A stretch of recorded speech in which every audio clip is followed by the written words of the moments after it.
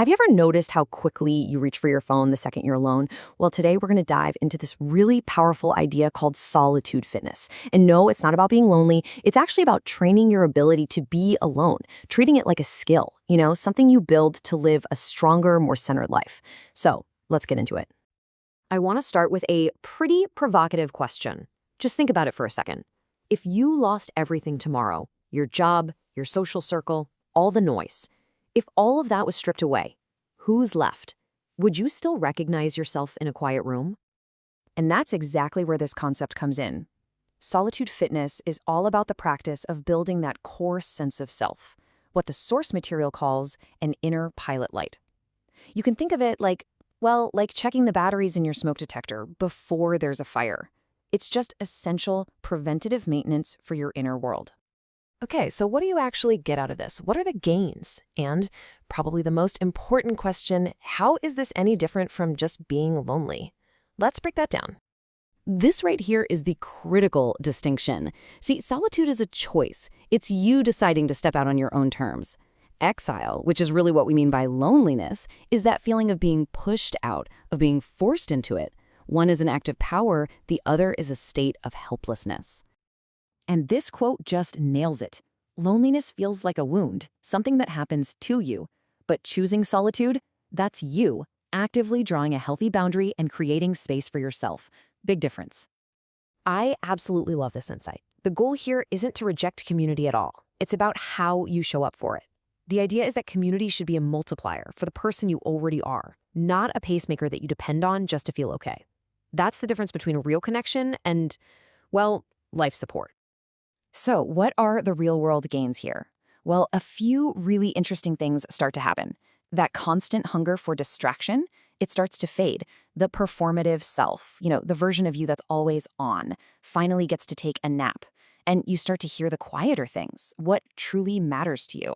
Your standards for who you let in get higher, and maybe best of all, you become really inconvenient to manipulators because you're grounded in your own sense of self.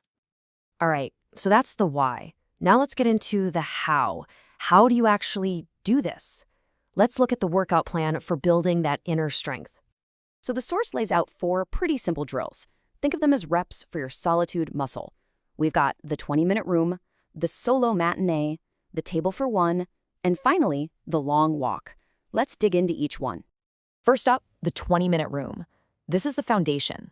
It's simple. You in a room, door closed, phone somewhere else. No agenda. And the goal isn't to empty your mind, because let's be real, that's impossible. The goal is just to notice your thoughts as they go by, without judging them or getting tangled up in them. Just notice.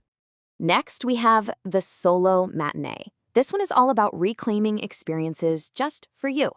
Buy one movie ticket just for yourself and tell no one. Don't post about it, don't text a review after. The whole point is to just have an experience without needing an audience, without needing anyone else to validate it. Okay, drill number 3 can be a real challenge for a lot of us. The table for one. The idea is to go eat alone in public and try not to armor up, hide behind your phone. You can bring a notebook, but it's meant to be a landing pad for your thoughts, not a shield to hide behind. It's a seriously powerful practice in just being comfortable in your own skin. And finally, the long walk. And this is key. No headphones, no podcast, no music, no specific route. You just walk. And you start to notice the little things, the way a fence is painted, the different mailboxes. This whole practice is about grounding yourself and just letting your mind know that it's safe to just be without a goal and without a soundtrack. So, we've covered the how, those 4 drills.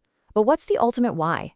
Let's talk about the real reward here and how all of these little practices connect back to the much bigger purpose of building a sturdier life.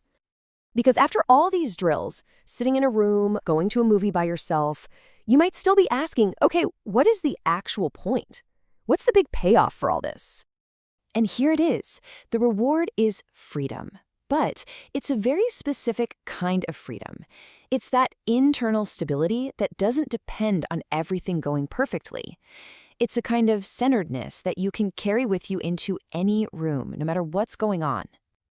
And that freedom brings a couple of other really profound rewards. First, true presence. When you aren't looking to others for validation, you can offer them your full, undivided attention, not your neediness. And second, you build this deep self-respect. You know, that quiet confidence that comes from the simple act of keeping these small promises to yourself. Which brings us right back to where we started. The whole point of Solitude Fitness isn't about bracing for disaster. It's about doing the training while it's still a choice. It's about intentionally building that solid person now so that if the floor ever does drop out from under you, you'll land on solid ground. You'll land on the person you trained yourself to be.